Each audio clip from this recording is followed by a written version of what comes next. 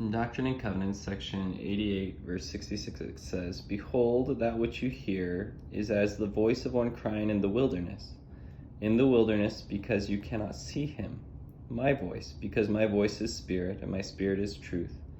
Truth abideth, and hath no end, and if it be in you, it shall abound."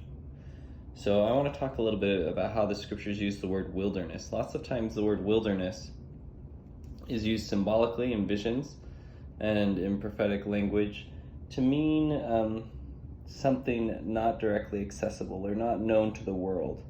So for example, sometimes the scriptures will talk about the church fleeing into the wilderness during a time of apostasy. The wilderness is a place that the world can't, or that Satan doesn't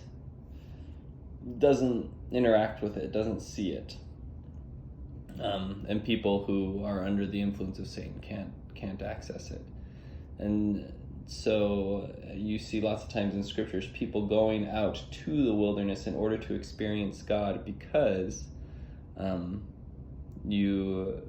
it's not accessible to the world.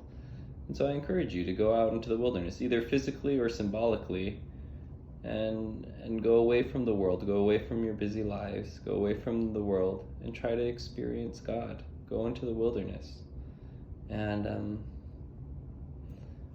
find God. Now, I'm not saying that Christ is literally in the wilderness, but I feel like the concept of separating yourself from the world, that sometimes you need to do that in order to have a spiritual experience and to experience God. I think that is true.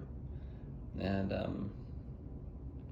the voice of one crying in the wilderness, I think that is an apt description of how God works.